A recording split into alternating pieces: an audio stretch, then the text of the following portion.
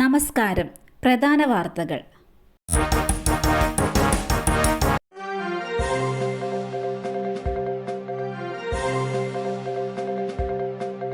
അജിത് കുമാറിനെതിരായ അന്വേഷണ റിപ്പോർട്ട് നൽകിയില്ല. വിജിലൻസ് ഉദ്യോഗസ്ഥന് കോടതിയുടെ ശകാരം.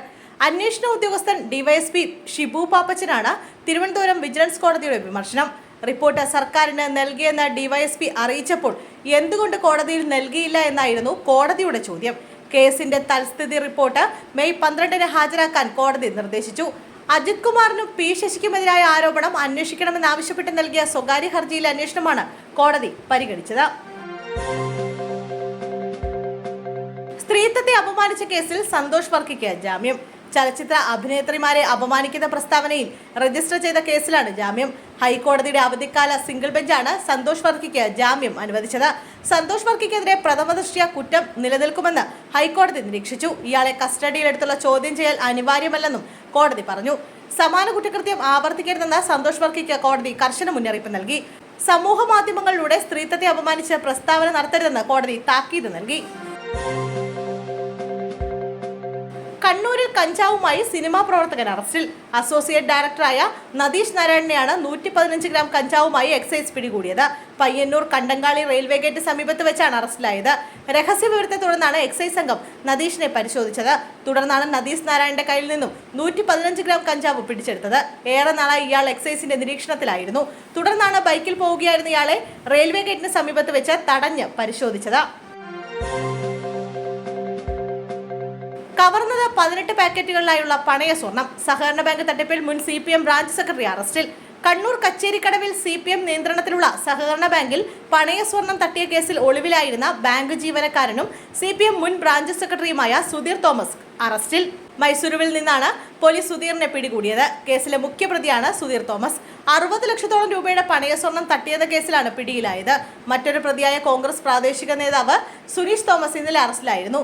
60 ലക്ഷത്തോളം വില വരുന്ന 18 പാക്കറ്റുകളായുള്ള പണയസ്വർണ്ണമാണ് കവർന്നത്. കച്ചേരിക്കടവിലെ കോൺഗ്രസിന്റെ ബൂത്ത് പ്രസിഡന്റ് സുനീഷ് തോമസ്, ബാങ്കിലെ താൽക്കാലിക ജീവനക്കാരനും CPM മുൻ ബ്രാഞ്ച് സെക്രട്ടറിയുമായ സുധീർ തോമസ് എന്നിവരാണ് കേസിലെ പ്രതികൾ. ആശ്വാസം. ദേവികുളം MLA രാജയുടെ തെരഞ്ഞെടുപ്പ് സുപ്രീം കോടതി ശരിവെച്ചു. ഇതോടെ രാജയ്ക്ക് MLA ആയി തുടരാം. ദേവികുളം തെരഞ്ഞെടുപ്പ് കേസിലെ ഹൈക്കോടതി ഉത്തരവ് റദ്ദാക്കിക്കൊണ്ടാണ് സുപ്രീം കോടതിയുടെ നിർണായക ഉത്തരവ്. രാജയ്ക്ക് ആശ്വാസമാകുന്ന വിധിയാണ് സുപ്രീം കോടതി പുറപ്പെടുവിച്ചത്. രാജയ്ക്ക് പട്ടിക വിഭാഗം സീറ്റിൽ മത്സരിക്കാൻ അർഹതയുണ്ടായിരുന്നുവെന്ന് സുപ്രീം കോടതി ഉത്തരവിൽ വ്യക്തമാക്കി. 1950 മുമ്പ് കുടുംബം കുടിയേറിയതിന് രാജ നൽകിയ രേഖ കോടതി അംഗീകരിച്ചു. MLA എന്ന നിലയ്ക്കുള്ള ഇതുവരെയുള്ള എല്ലാ ആനുകൂല്യങ്ങളും രാജയ്ക്ക് നൽകാനും സുപ്രീം കോടതി ഉത്തരവിട്ടു. 15-കാരനെ കാറിടിച്ച് കൊലപ്പെടുത്തിയ കേസ്. പ്രതിക്ക് ജീവപര്യന്തം തടവും 10 ലക്ഷം രൂപ പിഴയും. കുട്ടിയുടെ മാതാപിതാക്കൾക്ക് പിഴത്തുക നൽകാനും കോടതി നിർദ്ദേശിച്ചു. തിരുവനന്തപുരം 6ാം സെഷൻസ് കോടതിയുടേതാണ് വിധി. പൂവച്ചൽ സ്വദേശിയായ അരുൺകുമാറിന്റെയും ഷീബയുടെയും മകനായ ആദിശേഖറിനെ 2023 ഓഗസ്റ്റ് 30-നാണ് പ്രതി തിരുവനന്തപുരം പൂവച്ചൽ സ്വദേശിയായ പ്രിയരഞ്ജൻ വാഹനമിടിച്ച് കൊലപ്പെടുത്തിയത്. ആദ്യം വാഹനാപകടമെന്നായിരുന്നു കരുതിയത്. എന്നാൽ മനഃപൂർവ്വം വാഹനം ഇടിപ്പിച്ചതാണെന്ന് വ്യക്തമാക്കുന്ന CCTV ദൃശ്യങ്ങൾ പോലീസിന് ലഭിക്കുകയായിരുന്നു. കുട്ടിയുമായി മുമ്പ് പ്രിയരഞ്ജന് തർക്കമുണ്ടായിരുന്നതായി രക്ഷിതാക്കൾ പോലീസിൽ മൊഴി നൽകി.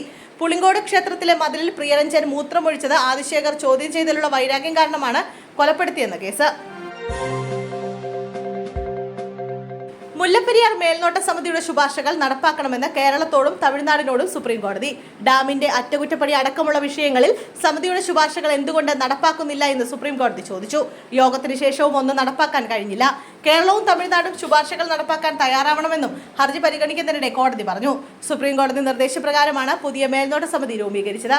സമിതിയുടെ ശുപാർശകൾ നടപ്പാക്കാൻ കേരളവും തമിഴ്നാടും തയ്യാറാവണമെന്ന് സുപ്രീം കോടതി പറഞ്ഞിട്ടുണ്ട്. ദേശീയ അണക്കെട്ട് സുരക്ഷാ അതോറിറ്റി ചെയർമാൻ അനിൽ ജെയിൻ അധ്യക്ഷനായ 7 അംഗങ്ങളാണ് സമിതിയിൽ ഉണ്ടായിരുന്നത്. എന്നാൽ സമിതിയുടെ യോഗത്തിന് ശേഷവും നിർദ്ദേശങ്ങളൊന്നും നടപ്പാക്കാൻ കഴിഞ്ഞിട്ടില്ല. തെരുവ് വിളക്കിന്റെ സോളാർ പാനൽ പൊട്ടിവീണ് ചികിത്സയിലായിരുന്ന വിദ്യാർത്ഥി മരിച്ചു. കീഴറ സ്വദേശി ആദിത്യൻ EP ആണ് മരിച്ചത്. 19 വയസ്സായിരുന്നു. കണ്ണൂർ വെള്ളിക്കലിന് സമീപമാണ് അപകടം. ബൈക്കിൽ സഞ്ചരിക്കുകയായിരുന്ന വിദ്യാർത്ഥിയുടെ തലയിൽ സോളാർ പാനൽ വീഴുകയായിരുന്നു. തലയ്ക്ക് ഗുരുതരമായി പരിക്കേറ്റത് കാരണം യുവാവിന്റെ ജീവൻ രക്ഷിക്കാനായില്ല. ആക്രി ഗോഡൌണിന് തീപിടിച്ചു. തീ അണയ്ക്കാനുള്ള ശ്രമം തുടരുന്നു. കോഴിക്കോട് നടക്കാവ് 4ാം ഗേറ്റിന് സമീപമാണ് തീപിടുത്തമുണ്ടായത്. ഫയർഫോഴ്സ് തീ അണയ്ക്കാൻ ശ്രമിക്കുകയാണ്. വാഹനങ്ങളുടെ സ്പെയർ പാർട്സ് ഉൾപ്പെടെ സൂക്ഷിച്ചിരുന്ന കെട്ടിടത്തിനാണ് തീപിടിച്ചത്. കെട്ടിടത്തിന്റെ മേൽഭാഗം പൂർണ്ണമായും കത്തിയമർന്നു.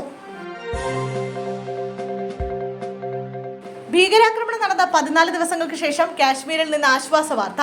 ഭീകരരിൽ ഒരാളായ അഹമ്മദ് ബിലാൽ പിടിയിൽ.